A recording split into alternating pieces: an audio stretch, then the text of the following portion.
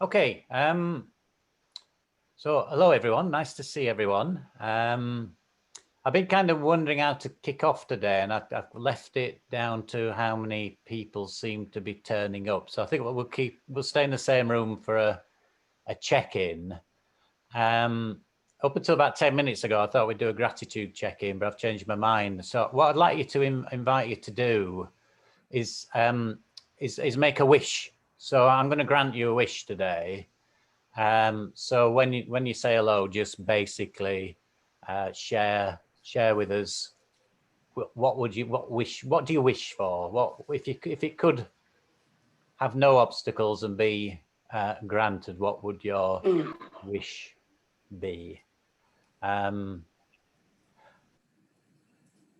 Yeah, I'm wondering whether I should. No, I won't start because then it'll maybe inhibit your creativity. So, and if I could choose someone to go first, and then I'll go around the room just to invite the next person to them to do that. Hi, Sue. Hi. I see Lynn waving at you, so I knew somebody else had arrived. I'm just inviting you to make a wish, not you personally, Sue, but that's going to be the check-in exercise. We'll get round to you. I won't put you on the spot. Okay. So I think I'll invite Mandy actually, because I know yours will be interesting. So we're checking in and making a wish. Yeah. Yeah. Okay. Yeah, I'm okay. I've still got some mystery illness that might be Lyme disease. Still don't know. Achy joints, but generally feeling quite engaged. I've been listening to the Accidental Gods podcast, which are brilliant, about evolving our consciousness. So I feel really engaged with that. Love this time of year. Absolutely beautiful. And my wish is for an end to vivisection. Okay, good one. Pete, would you like to go next? Yes, of course. Hello, everybody from Holland. Nice to be here, and that's also the very wish. Very wish is in having a fruitful 1.5 hour with I hope with lots of information and nice people. So, and I'm okay. So I'm expecting a lovely 1.5 hour. Thank you, Pete. And I'm glad you reminded me that I'd taken the liberty to extend the session. So I just want to say, if that's not convenient for anyone, just slip away to the normal time. But we will be going till midday today, but we won't be offended if you need to go. So just, you could quietly wave and go. Lynn, would you like to go next? Okay, yeah. So enjoying the sunshine, and my wish is that generally, well, read hatred and ignorance ends, basically. In my mind and everybody's mind. Thanks, Lynn. Alisa, would you like to go next? Okay. I wish my mind would settle down after finding my big willow tree. I found that out earlier today when I was gardening, that the all the leaves turning black with aphids would disappear without having to probably use bravado and find someone to also come and lower the tree, which is another thing that needs to be done. I wish my mind to be focused, which I'm afraid it wasn't at 9 o'clock this morning. All right. Thank you, Alison. Karen, would you like to go next? Karen or Carolyn? Karen. Oh, hi. My gratitude is at the moment to the Dalai Lama Global Vision Summit that I'm enjoying listening in on.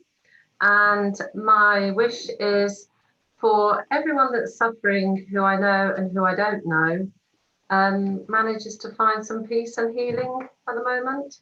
Thank you. Lovely. Thanks, Karen. Murray? Yeah, morning. I'm feeling okay. I'm also very much enjoying Accidental Gods podcasts and the autumn. My wish is fairly simple, is that I don't have a bad back today, because it's been bad for about a week, and it'd be nice if it was just normal. Okay, thanks, Murray. Moretta, would you like to go next? Yes, I'm good. I'm reading this wonderful book by a woman called Sharon Blackie, and I'm just going to say my wish is the title of the book, If Women Rose Rooted. And you'd have to read it to really understand it, but I'm just looking for the feminine to come out into the world. Okay. Wow, magic. Thank you. Jude. Hi. Yeah, no, I'm okay, thank you. And yes, beautiful autumn. Even when it's raining, there's something beautiful about it.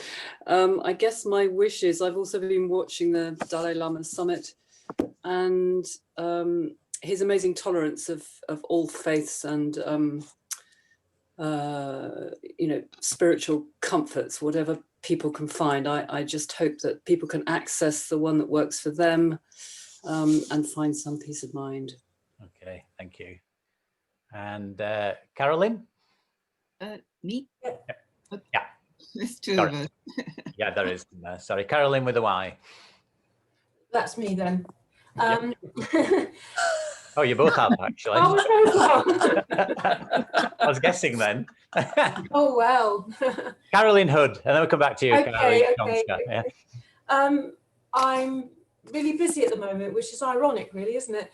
But I'm involved with doing distant healing, and in my own way, and that's absolutely so interesting.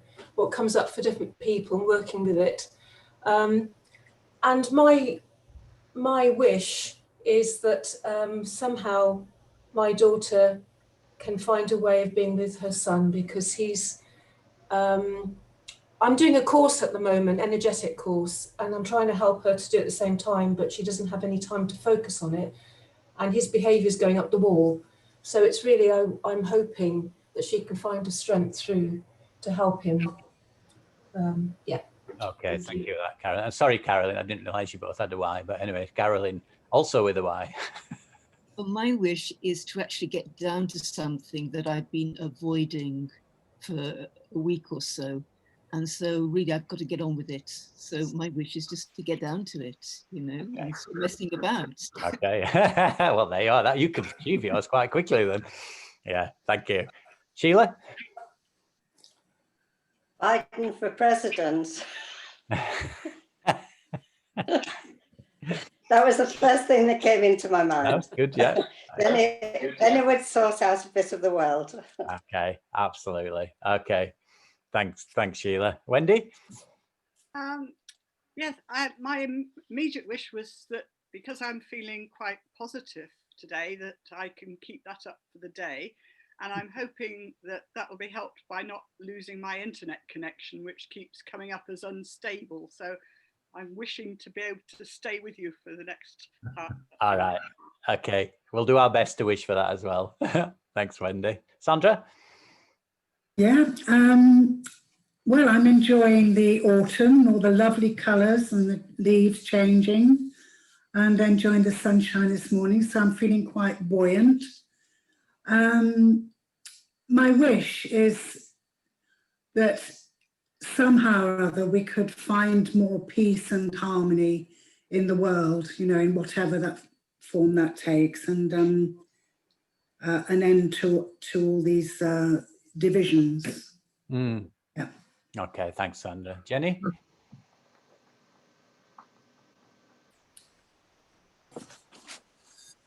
Yeah, you're muted, Jenny, I think.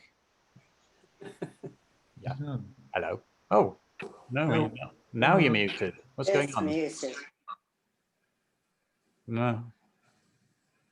Oh dear. No, can you not hear me? Oh, yeah. Yeah, we got you. Yeah. Okay. I'm okay. I've been reading about something called pre-traumatic stress disorder, about people who are recognizing climate crisis. Okay. And I just recognize, and it describes kind of background melancholia. Mm. I'm feeling a bit like that. My wish, if I've got no limits, is to entirely restore nature. Okay. Can I ask Jenny, forget, could you let us have a connection to that you're looking at, just a reference or anything? That'd be really helpful. Yeah. Thank you. Anna, how are you today, and what do you wish for? Is that me? Yep. Oh, oh gosh. Well, from the gratitude point of view, I think I'm loving the autumn and loving listening to the all the amazing different widespread speakers on the Dalai Lama Global Summit, and very thankful for that. And my wish, oh my goodness, I've got so many, I guess, is to focus a bit, all of the above, really.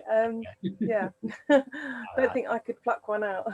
No, that's good. We're a bit more reinforcement of the others will be very welcome, I reckon. So thank you, Anne. Rosemary, what's your wish? My wish is the government will back on its decision to fund children's meals, school meals. Okay, yeah. Fund school meals, to reverse its decision. Mm. And for an element of compassion to enter into the mindset of this government, and the mindset of money to dissolve. That's my wish. No, it's good. Yes, thank you for that. Definitely second that one. Finally, Sue, I hope I haven't missed anyone. Sue? Yeah, thank you. Well, yes, gorgeous day. Much appreciated. I've been listening to Jacinda Ardern talking about herself in politics. Yeah. And she talks a lot about wanting to govern with kindness. And I know this could sound trite, but that would mean a lot to me if that could happen a bit more worldwide than just with her. Yeah, thanks, Sue. I'll come back as well. I'm going to have two wishes. My first one is to wish that all your wishes come true. And mine's an odd one, actually, because I've got a wish that some members of the Tory party have their wish come true, because I was hugely encouraged over the weekend to find out that there's a pressure group now to get Boris to stop HS2 and to convert those finances into extending your broadband efficacy nationally. And it seems a much better use of those funds. You know, and so that I found that really encouraging, actually, because it stops me othering, you know, the Tories. That I think there are compassionate, you know, people in that party. It's just they're overwhelmed by the idiots at the moment. But you know, there is hope. There is hope.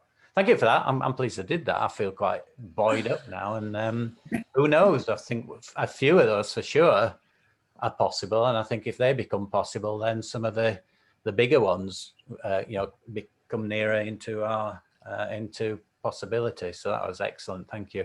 So shall we do some practice? Unless anyone has anything they need to say before we do that. Everyone okay to move into practice? Yes, Mandy.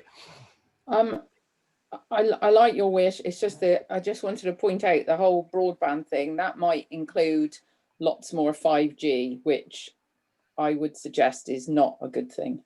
No, we just change our campaigning from HS2 then to broadband, you know, kind of friendly broadband. But I mean, I think, I don't know what the ins and outs of it is, but I think it's moving in a direction better than we're going at the moment. And yeah, so I appreciate that. Then you get to the things, well, what kind of broadband and what should yeah. So appreciate it though, because that's when you start getting real, isn't it? Right, okay. If you'd like to mute yourself, and I'll mute you all, and then I'll save you doing it. Yeah. Where's that gone? Okay.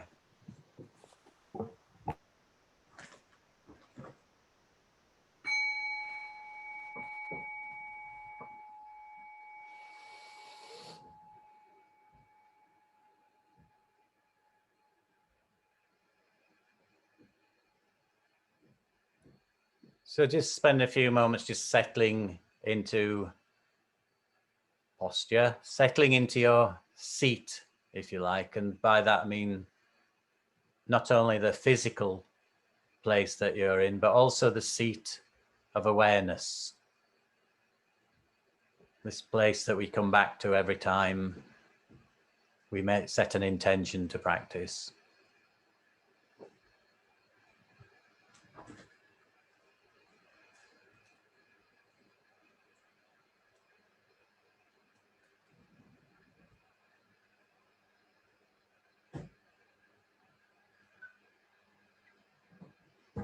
Just settle back on the breath, noticing the sensation of the breath as you're breathing in and breathing out.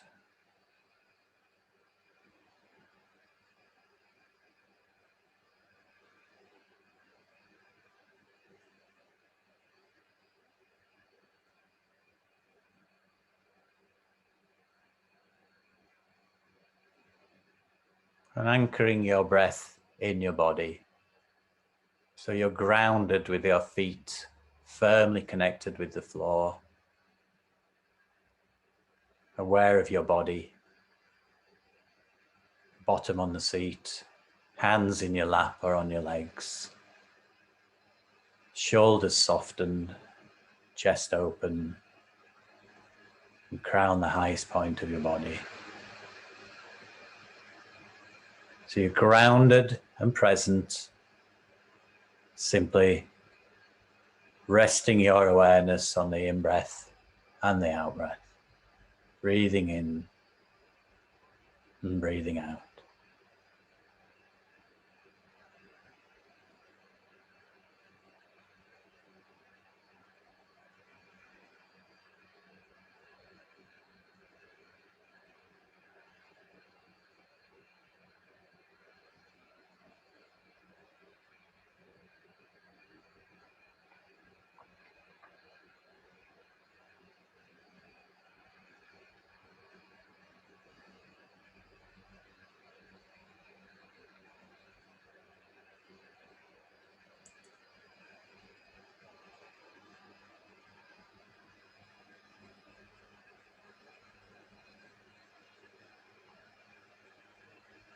Whenever we find our mind has taken us for a walk, become distracted, notice that, smile, and guide your mind back to the sensation and flow of breathing in and breathing out.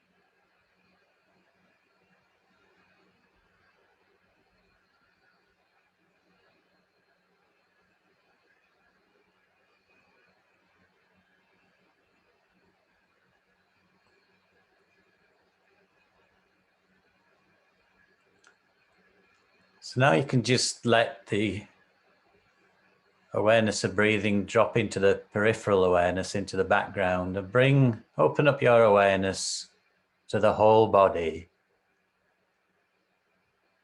aware of the whole body breathing.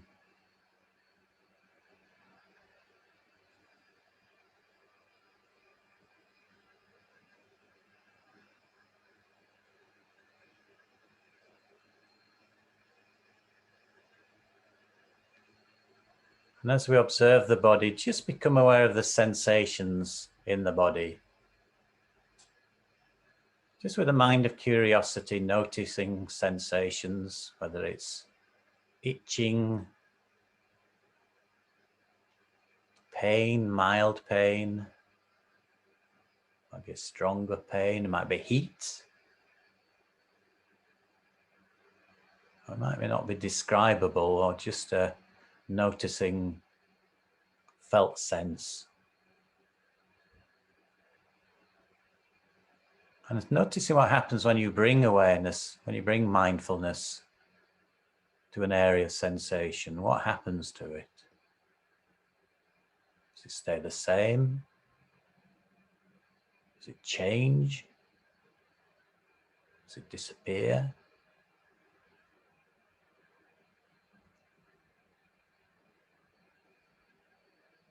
Also noticing when new sensations appear.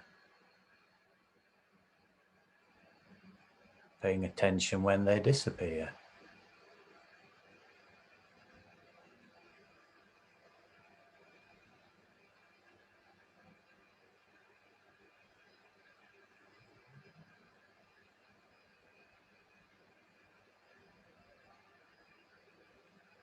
Noticing also whether you're experiencing these sensations as pleasant or unpleasant, or somewhere in between, the neutral kind of state.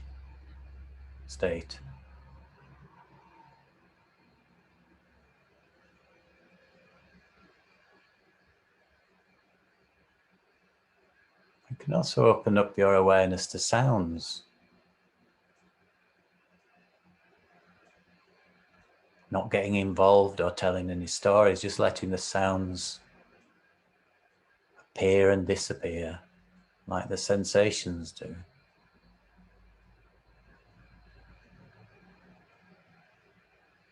And are you experiencing these sounds as pleasant or unpleasant or neutral?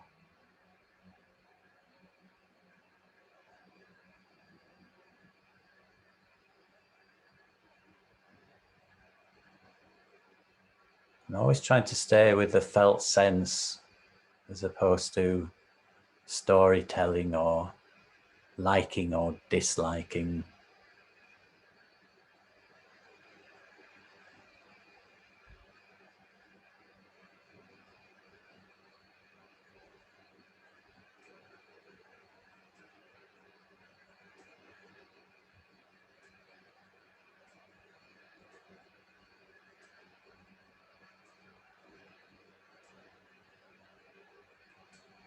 And if you wish, you can bring your awareness more closely to your breath, and how do you experience that?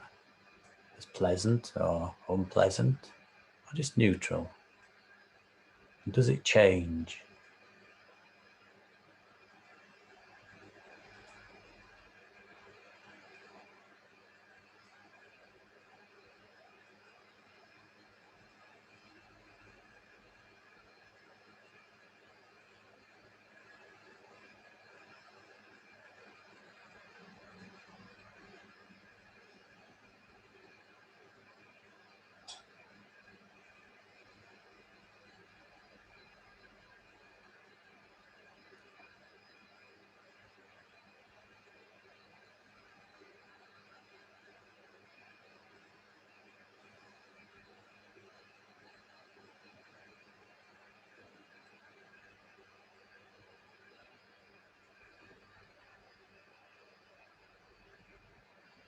And then just going back to the check-in this morning, just remembering what the wish was that you made, and just for a few moments imagining that that wish actually came true.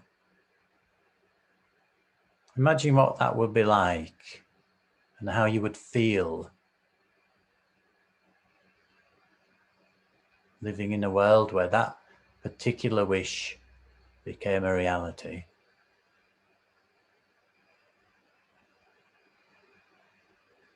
And is the feeling that evoked by that pleasant or unpleasant, or is it neutral?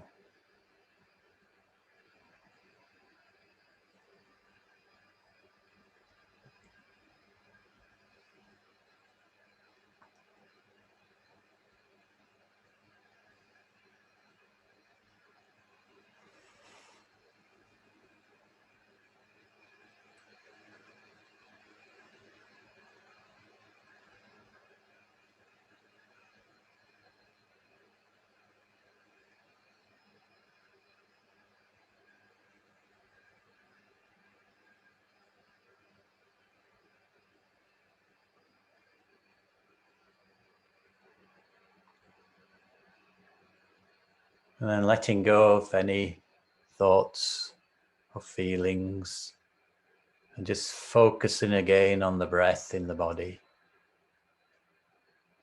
grounding yourself in presence,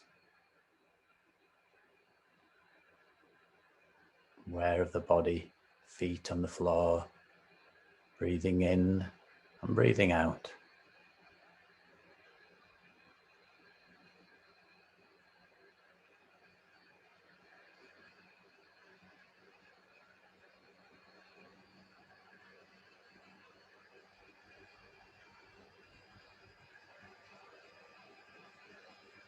And then letting go of any effort at all and just being in the present moment with whatever's coming up for you, whatever's there, just resting in that presence, being in that presence.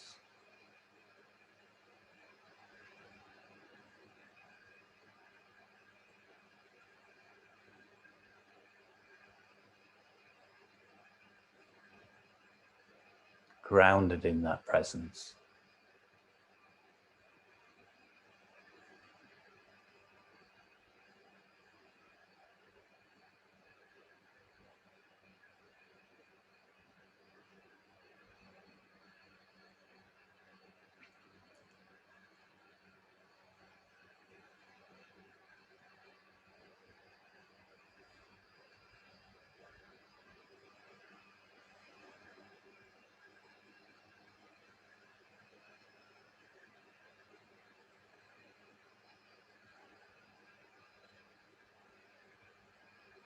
So breathing in, I calm body and mind. Breathing out, I smile. Dwelling in the present moment. I know that this is the only moment.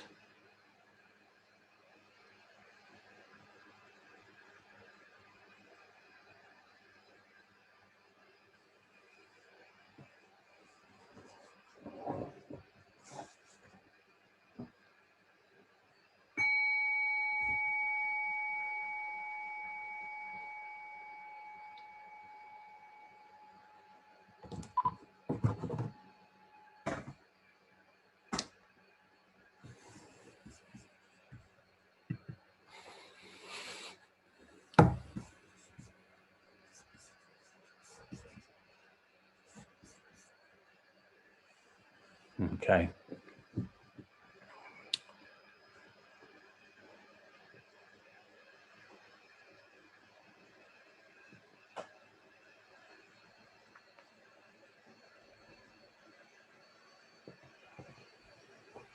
Okay, I wanted to kind of just take stock a little bit and try not to go into too much detail. So I'll be observing myself, because I want to move towards a particular practice that's around looking after ourselves and cultivating more resilience. But I want to put it in the context of how we've got to where we are today. So so we've had 4 sessions so far. So this is the 3rd big session, and we've had 2 breathing spaces, which one I think Lynn hosted. I think I'm right in saying that.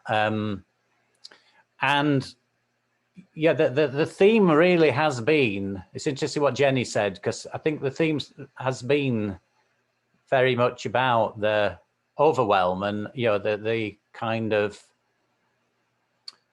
import of the crises that we're in. And I don't want to kind of move away from that as a context for what we continue to do. So I'm kind of thinking this morning and over the weekend about this theme of overwhelm. And last session, we talked about the first noble truth. And that basically was one of the Buddhist teaching that says there is suffering. You know, it's a reality. Not life is suffering, but there is suffering. It's something we all face, and it's sometimes just dissatisfaction, and sometimes it's the suffering of death, of bereavement, or extinction. So it's something that we as humans is part of our existential nature. And out of that, we've had discussions already about the impact in terms of overwhelm. And the practice that has been used actually all along for these sessions has been the 4 foundations of mindfulness. And what we come back to, as we have just done now, is the first foundation, which is the mindfulness of breath and body. But I'm now moving us towards, over the next few sessions, the second foundation, which is the mindfulness of feelings. And in terms of these teachings, it doesn't mean emotions. It means what we experience before an emotion is actually produced, or before distraction through thoughts is produced. And it's a reaction or a felt sense that we experience in the body, or also emotionally, every time we come in contact with any of the 6 senses. So this morning, we were observing sensations in our body, and every experience we have when it comes in, we come into contact with it, first of all starts with a felt sense of either pleasant, unpleasant, or neutral. It's like precognitive. It happens. So when we hear things, there was kind of lots of drilling and things going on in the background here, which you probably heard. And there's probably our immediate response through this sense of hearing would probably be negative. Sorry, it would probably be unpleasant, not negative, unpleasant. And that could lead to all sorts of emotions. That those drilling sounds sound like the mechanical devices that are digging up HS2. I hate the Tory government, blah, blah, blah. Yeah, but if we can get much more sophisticated at recognizing these felt senses before the emotion is cultivated, we start to give ourselves more choices how we respond to situations. And we've done some of this work before, so I'm just kind of bringing it back into this space. I'm not going to go any deeper than that at this stage, just to explain why we did the sensations and hearing practice that we did, and we'll go deeper as the weeks unfold. So I wanted just to kind of put this in context. So the second noble truth is the cause of suffering. And that's usually because we don't like change, or we become attached to something and don't want to let it go, or we become angry because we've lost things. And we have these reactions then to these situations. So in the actual terms, it's about craving, that we want stuff, and because stuff changes, we get upset at losing it, and we can get angry, or we get so attached to stuff we become addicted to it. So so that's one way. You can also look at the second noble truth as our problem is, if our challenge is suffering, our sickness is suffering, our problem is our reactivity to suffering.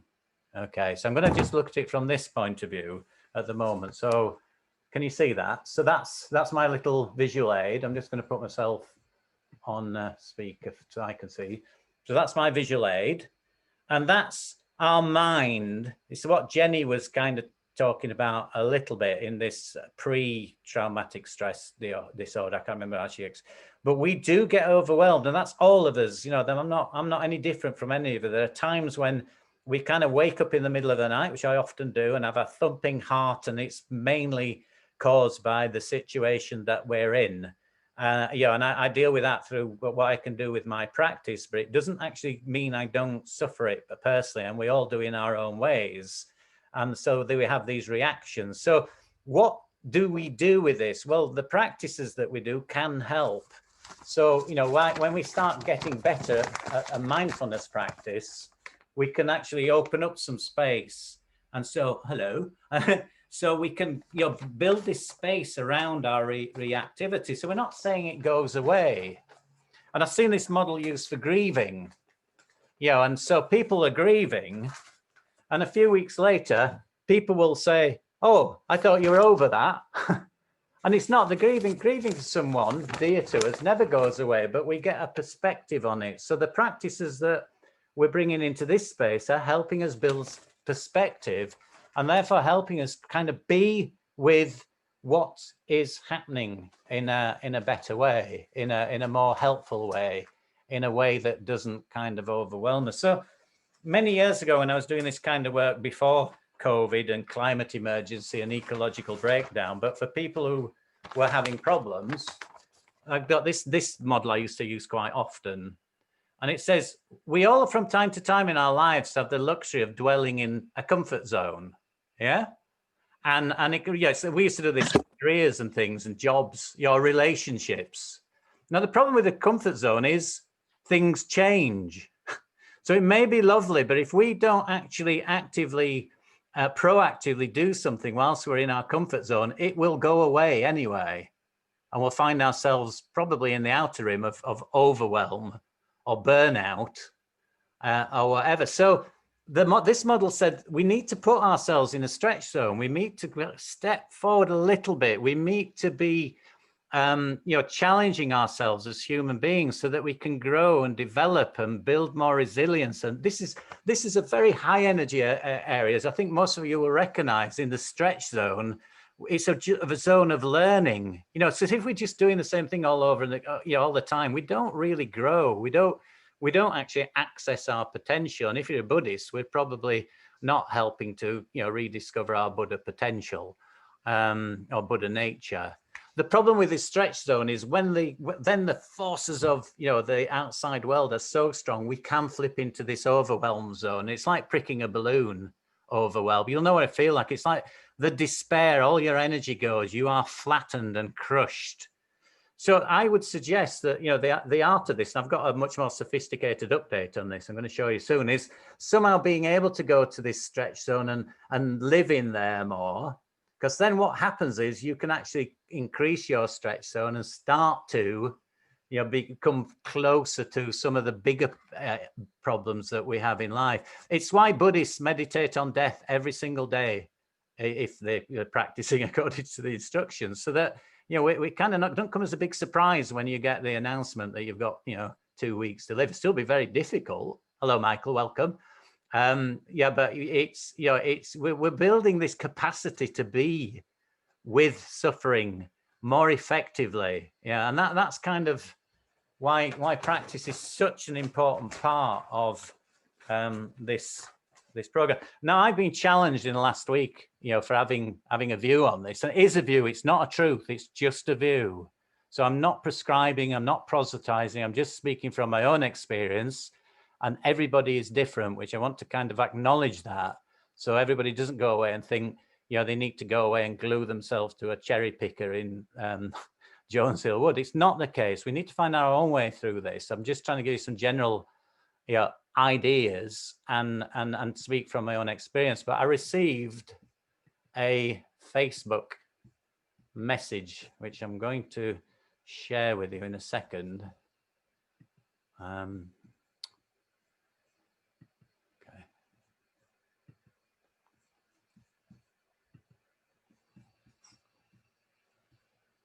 Okay, so look at this. So can you see that on your screen? Yeah. Okay, so this is the thing I did say in my email to you. On Wednesday night, I'm going right into my stretch zone, and I am bricking it actually, because I'm doing this thing on global justice, and I don't know very much about this, I'm really honest. And there's going to be people turning up for something, and I don't know, I'm kind of thinking I don't know what I've let myself in for, and am I up to the job, and am I qualified to do the job? And this week I promoted it on some Buddhist sites, so it's this idea of awakening together, and I've used this this cartoon, which you're all very familiar with. It came from a very nice man called Graham Mackay, who I've been in touch with and gave me permission to use it.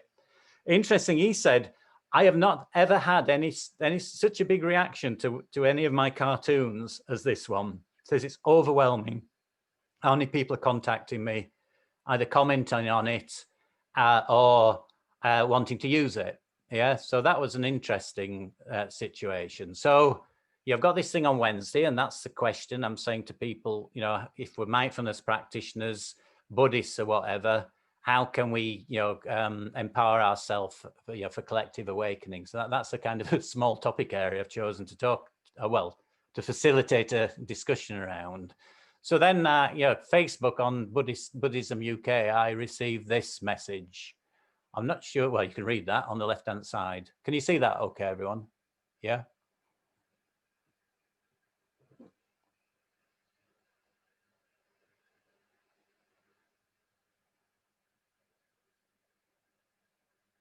I mean, you see, I mean, it's not a surprise. It's quite, it's come from a stranger who probably will turn up on Wednesday. I hope they will. And it's, I think it's a big dilemma, is this? And this, I respect this view. I've actually sent a response, which I might share with you. We'll see how this morning goes. But I thought, yeah, this is a challenge, and we are responding and reacting in different ways to these issues. So, there's another model I came across. It was from the mindfulness world, which is this one, and it comes from it's through mindfulness, but it's about behavioral science. And trauma is interesting because I think that's what we're talking about for many of us around this, and this idea of window of tolerance, which I kind of like this idea because it describes the different reactions that we can have when we look at the waves that we've just seen or talk about them. And so you get this hyper arousal, and here we can see, what's happening psychologically is that our primitive reactivity is being triggered. Yes, fight and flight. Yeah, out of control. So some of us have felt like this. And bodily, that's interesting. It's in the body. It really, for a lot of us, it's really visceral. We know when we're triggered with fight or flight, which is when we get to second foundation, we can start exploring that, start to recognize it sooner when we're being triggered. Yeah, this is really important because whilst we're still able to do something about it at an early stage.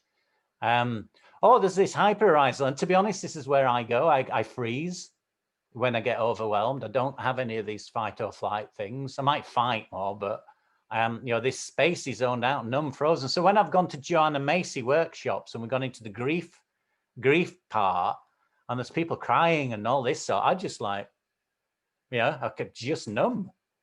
And it's interesting because I remember in the early days I thought, what's the matter with me? I'm not feeling anything here.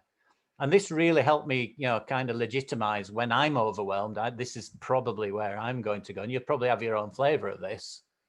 And if you might have to kill the little box at the top to see the right hand side of the screen, but here it talks about, well, on the left hand side, when the stress and trauma shrink your window of tolerance, it doesn't take much to throw you off balance.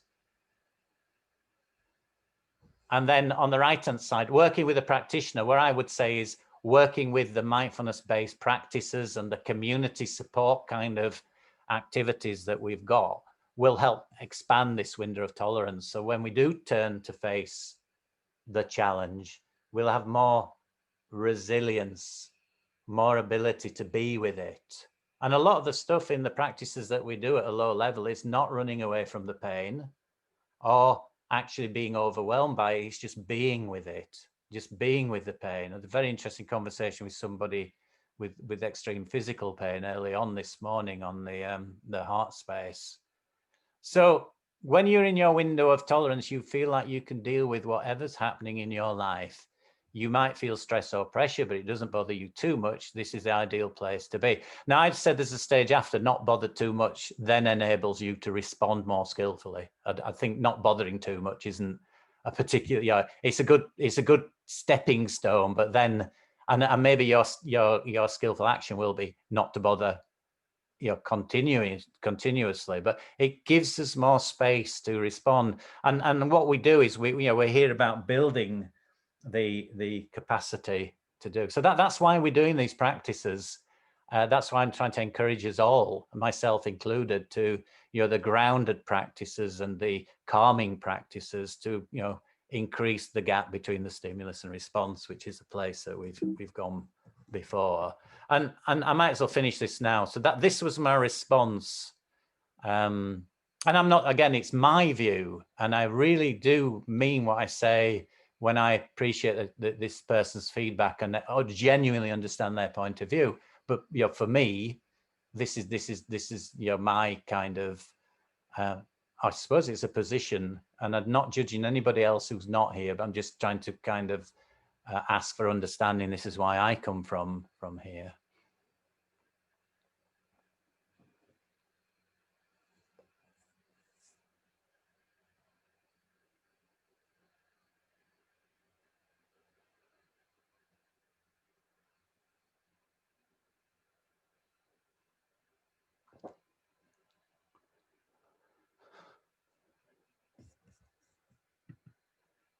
Okay. So this quote I like very much from James Baldwin, who's the author and poet. I'm going to go just one step before I give you it. So we're going to go work on something around resilience, and we're going to go into groups and things. So, I had two kind of, I'm going to call it synchronicity this morning. There's a phrase that we sometimes use is that, you know, when the student is ready, the teacher will come. And sometimes I find that comes through books. So completely incidentally this morning, I got up and I didn't know what to read because I've done all my reading that I do for preparation for things. And I've got this book that I keep looking at, and I dip into it and I always enjoy it, but it's not the sort of book. I like a good romantic comedy, or a good, you know, like David Nichols' book to read. But you know, instead, sometimes I go towards this one, which is Mindfully Facing Disease and Death by Venerable Analio. Yeah. Well, this morning I thought, well, I better have a look at it because it's being stood there. And I went straight to the page, and it's kind of talking about the potential of mindfulness, and it's talking about John Kabat-Zinn and how the principles of mindfulness can reduce stress and help to face pain. Pain is a natural part of the experience of life. Suffering is one of the many possible responses to pain. This is from John Kabat-Zinn. It's not always the pain per se, but the way we see it and react to it that determines the degree of suffering we will experience. And is the suffering that we fear most, not the pain. Yeah, so it kind of just affirms, I think, this work that we're doing together. But then I decided, I'm driving on my own today. I'm following the camper van trail with Ros and her family. So I'm taking the car. So I'll be in the car on my own. I'm sorry, you know, I'm kind of a hypocrite environmentally, but I'm doing that today. And so I thought that gives me luxury to listen to the Grateful Dead on the journey on the way down. Okay. So I'm looking for my favorite Grateful Dead CD. And right next to it is this. And I didn't actually know I had this. Okay. And this is Pema Chodron. I don't know where it came from. And Lynn talks a lot about Pema Chodron. She's in her Women of Wisdom. She's kind of cited her. But when pain is the doorway to awakening, and you know, just think, I thought, oh my goodness, you know, Pema Chodron helps us distinguish the triggers or external events that we blame for our suffering from the deeper habitual patterns that feed our anger, fear, or sadness. From this understanding, we learn how to free ourselves from our propensity to suffer through the transformative awareness of impermanence and the absolute and eternal flow from which everything arises. And I think this is just what we're doing. You know, so I'm going to listen to this instead of Grateful Dead. That's the sacrifice I'm making for this course. And I mean, you all think I'm very sad now I've confessed to listening to Grateful Dead and reading David Nichols' novels, but I'm really happy about that as well. Sorry, I rambled on a little bit. So I'm going to ask you a couple of questions now. If you've got a notepad handy, it will be useful just to reflect upon the questions, but they're not difficult. So if you want to scratch around, if you want to write them down.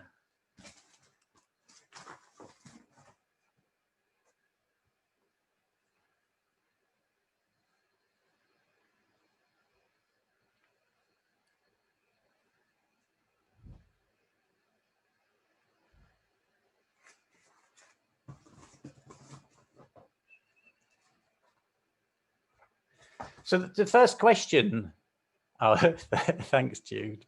I love that. Jude loves Grateful Dead too. Brilliant. Oh, you could really throw me off now.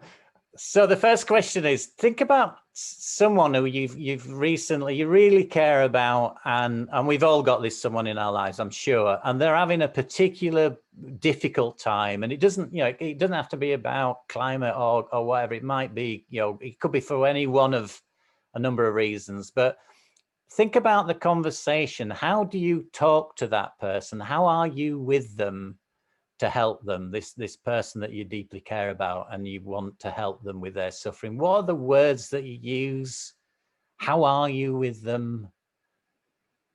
How do you best help them?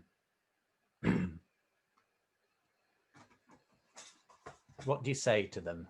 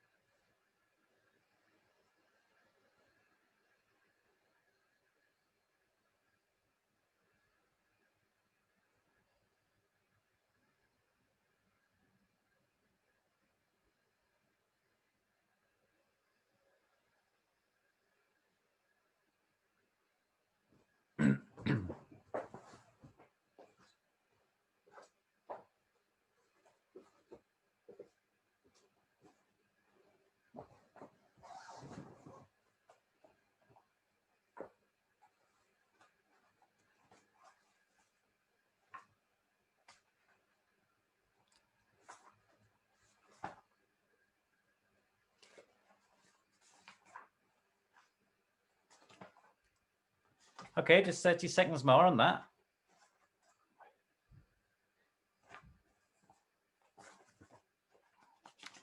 Okay, some of you probably guessed where I'm going next. The second question is, what about you? When you are feeling overwhelmed, or you're feeling, the suffering is really difficult for you, how do you talk to yourself?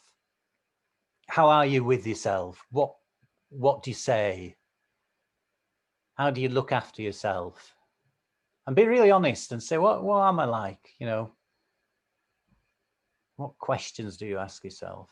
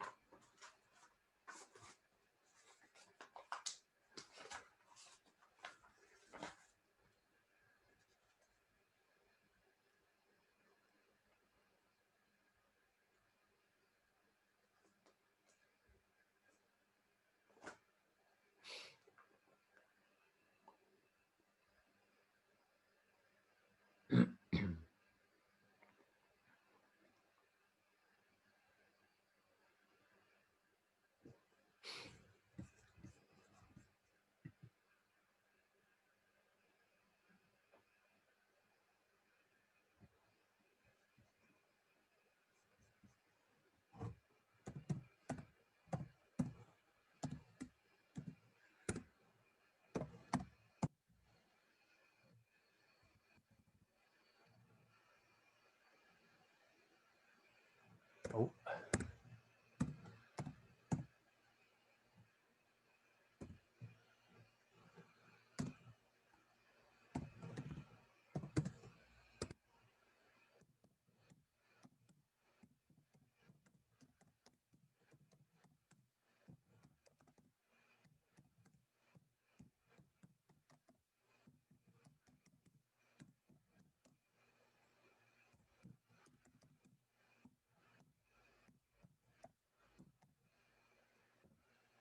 And then just reflect on the two and just notice the differences, if there are any.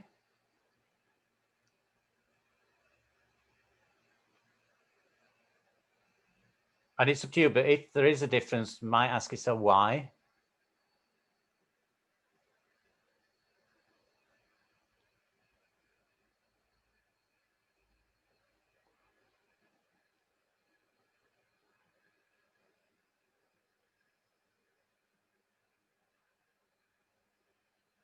So that's going to be the topic of your conversation. Please share, whatever you're comfortable. You can speak in generalities, specific. It's up to you, but just make sure you safeguard what you're happy to share and not. I'll trust you to do that. You'll know what's, what your limits are. I'm going to put you into threes.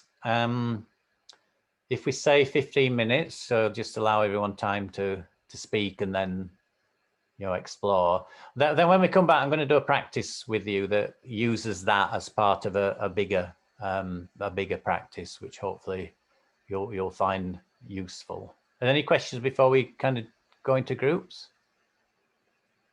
No. Okay. So 6 groups of 3, 15 minutes. I'll give you a 3-minute warning when you come out.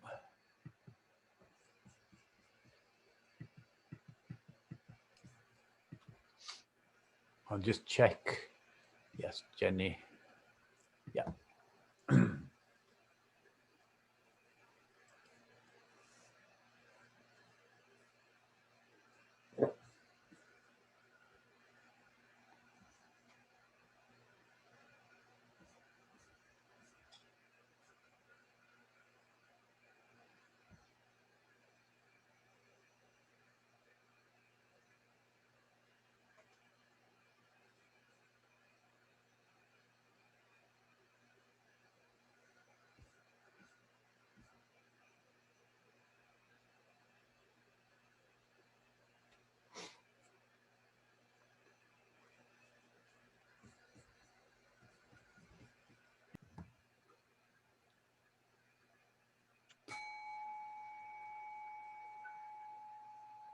So just settle back into a space, bringing back mindfulness, grounded awareness, grounded presence just working with the breath for a few moments to settle any busyness in your mind.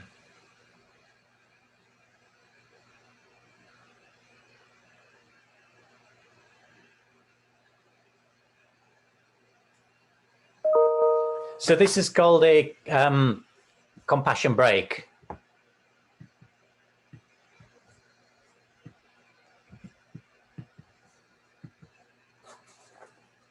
Self-compassion break. And it's Kristen Neff, and I've put the reference in the Kristin Neff.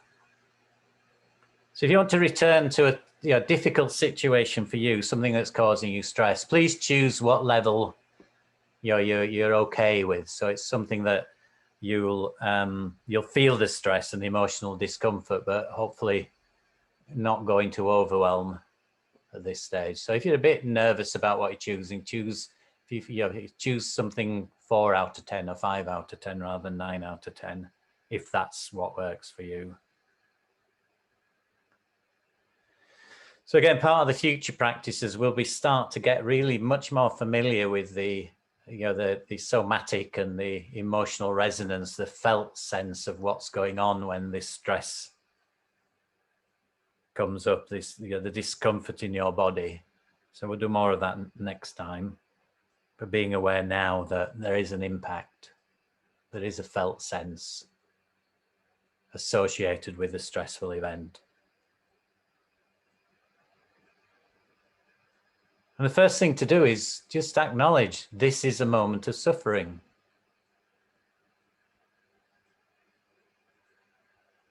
This is your mindfulness recognizing what's going on here and now. It hurts. Ouch. It's stress.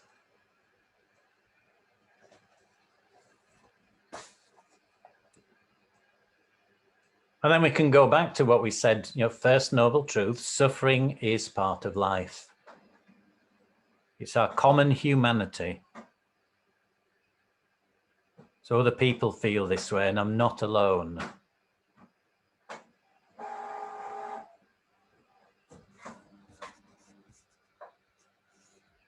We all struggle in our lives. So now, if you wish, why not just put your hands, one hand or two hands over your heart. You can have them just away from your heart, or you can rest them the center of your chest. You should feel the warmth in your hands and the gentle touch of your hands on your chest.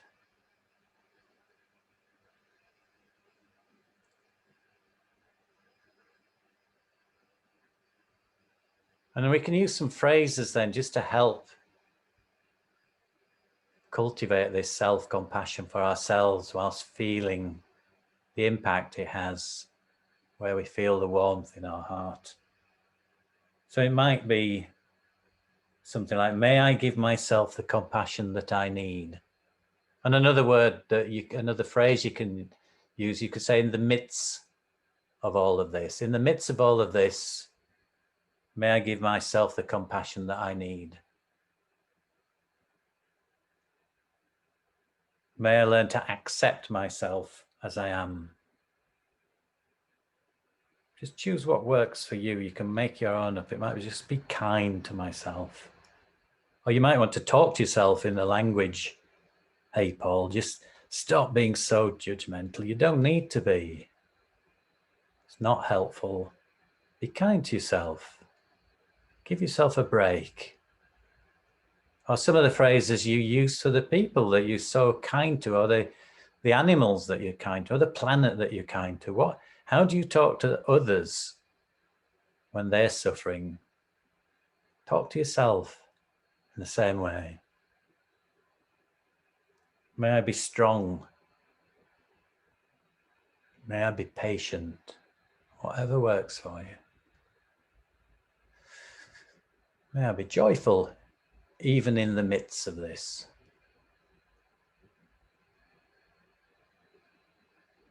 And you can try again, this physical touch is really important in this practice. So again, you can try just putting your palms of your hands on your upper arms.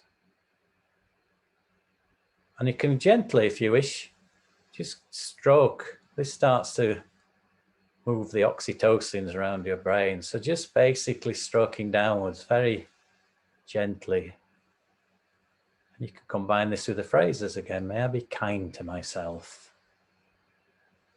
May I be safe and protected. May I be peaceful.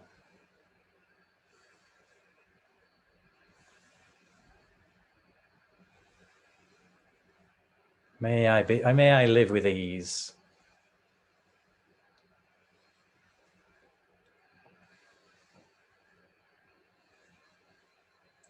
So just spend the next few minutes working however you feel is working for you, whether it's words or physical touch, hands on your heart, just the breath, whatever helps you become compassionate to yourself.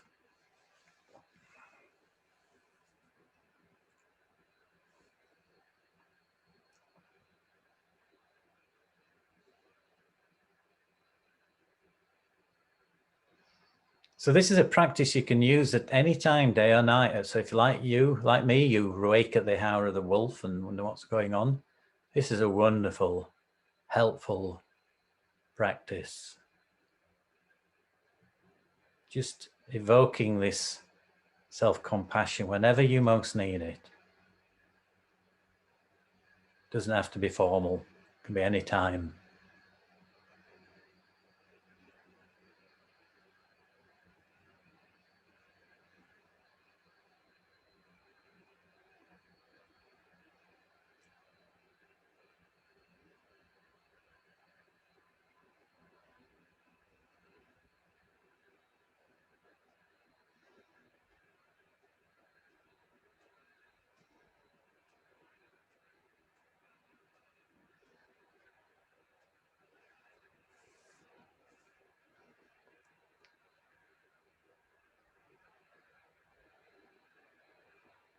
And then just as we move towards the end of this short practice, maybe let go of any effort and just sit in the present moment to whatever